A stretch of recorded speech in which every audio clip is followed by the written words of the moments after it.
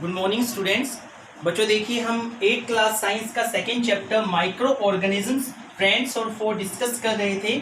और इस चैप्टर के अंदर बच्चों लास्ट हमने डिस्कस किया था कि माइक्रो ऑर्गेनिजम्स जो हैं वो किस तरीके से हमारे लिए जो है बेनिफिशियल है, किस तरीके से हमारे लिए लाभदायक है। आज बच्चों हम बेसिकली क्या डिस्कस करेंगे, हार्मफुल इफेक्ट डिस्कस करेंगे माइक्रो ऑर्गेनिजम्स के। मीन्स कि माइक्रो ऑर्गेनिजम्स की वजह से हमें किस तरीके से नुकसान होता है, वो सारा अब हम डिस्कस करना स्टार्ट करेंगे। तो सबसे पहले बच्चों अगर हम इस एरिया में फोकस करें तो यहाँ पर हमें क्या दिखाई दे रहा है, ह्यूमंस, प्लांट्स एंड एनिमल्स। ठीक है बच्चों, देखिए कुछ ऐसे माइक्रो ऑर्गेनिजम्स होते हैं जो कि क्या काम करते हैं, ह्यूमंस को, प्लांट्स को और एनिमल्स को।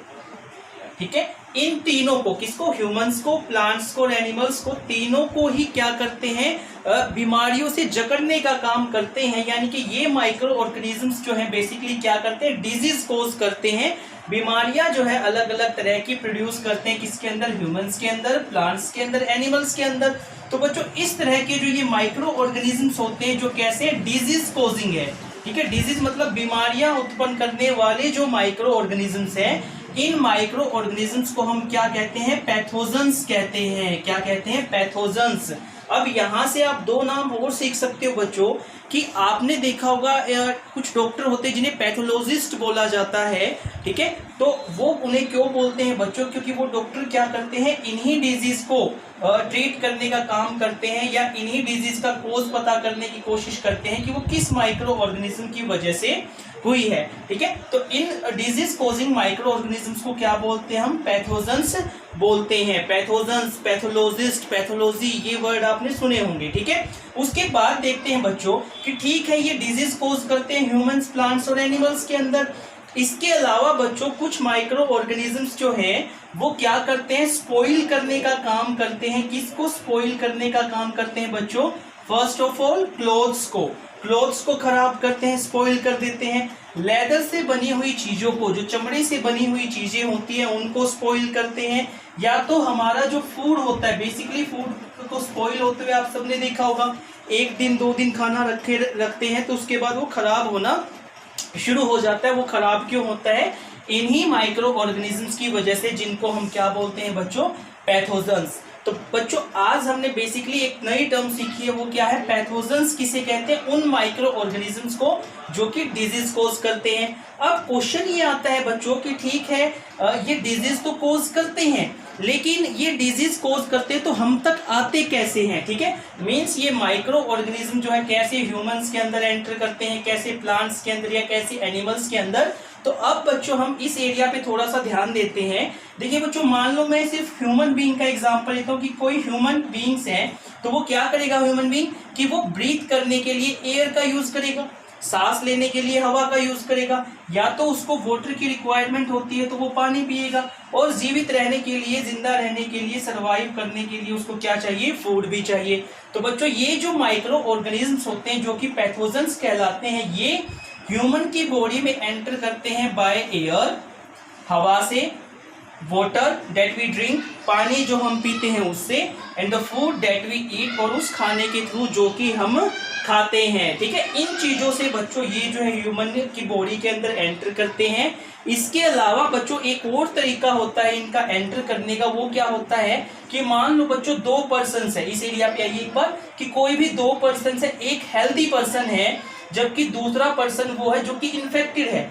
मतलब मान लो एक इस व्यक्ति के अंदर क्या हुआ, पैथोजेंस एंटर कर गए, अब ये इन्फेक्टेड हो चुका है, ये बीमार हो चुका है। ठीक है, तो ये इन्फेक्टेड पर्सन है, ये हेल्दी पर्सन है।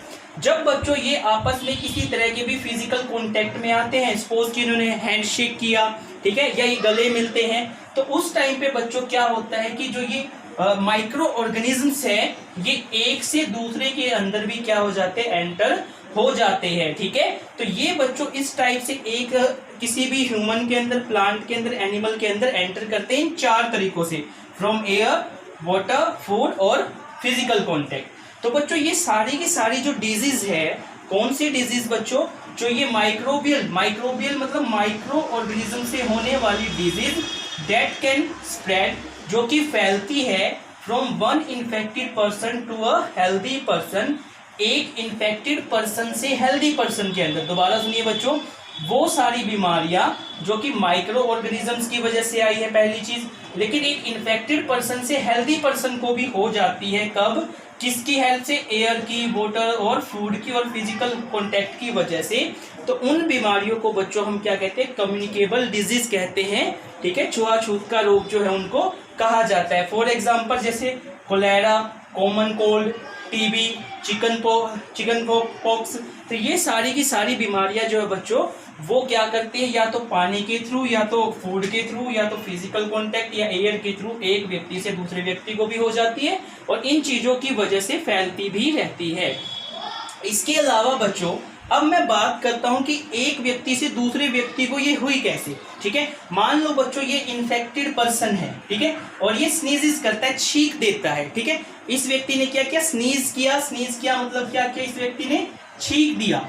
उसकी वजह से क्या होगा बच्चों? स्नीजिंग की वजह से, इसके स्नीजिंग की वजह से, छींकने की वजह से क्या होगा? इसके माउथ के अंदर से, ठीक है, फाइन ड्रॉपलेट्स ऑफ मॉइस्चर, ठीक है, अंदर से नमी जो है वो बाहर आएगी और उस नमी के अंदर जो ड्रॉपलेट्स बाहर आएंगी, काफी सारे हजारों वायरस होंगे और वो वायरस क्या करेंगे? हवा में जो है मिल जाएंगे। तो यहां से मान लो इसने छींका, छींकते ही बच्चों क्या हुए? वायरस जो है वो एयर के अंदर इस टाइप से फैल गए।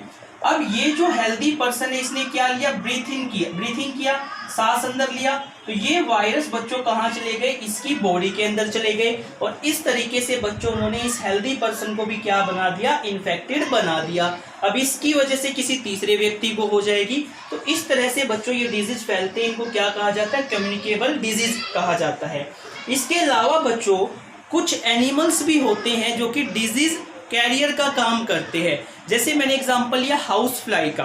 अब आपने देखा है कि जो मक्खियां होती है वो क्या करती है?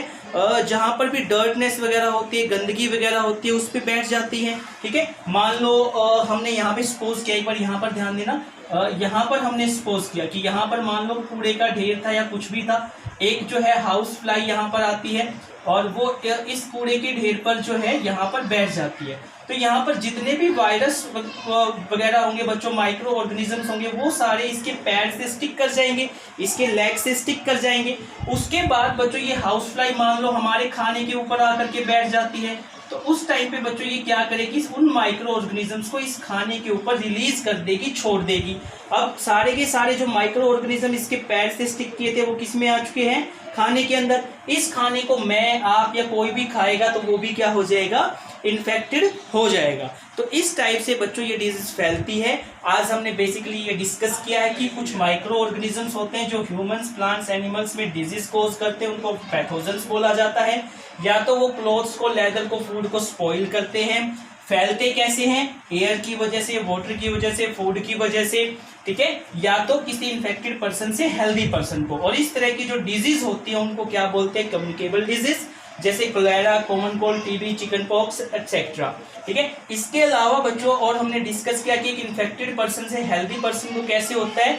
जब भी कोई इन्फेक्टेड पर्सन स्नीज करता है, छींकता है, खांसता है, तो उसकी वजह से उसके माउथ से फाइन ड्रॉपलेट्स ऑफ मॉइस्चर जो है वो बाहर आते हैं और वो उसके अंदर वायरसेस, बैक्टीरियाज होते हैं जो कि हवा में फैल जाते हैं। और जब कोई हेल्दी पर्सन ब्रीथ करता है तो वो उसके अंदर जा करके उसको बीमार करने का काम जो है वो करते हैं। उसके बाद हमने किया कि कुछ जो है डिजीज कैरियर एनिमल्स होते हैं, जैसे हाउस फ्लाई का मैंने एग्जांपल लिया कि जब भी वो गंदगी वगैरह पर बैठती है तो क्या करेगी? जो माइक्रो ऑर्गेनिज्म है वो उसके पैरों के साथ स्टिक हो जाएंगे।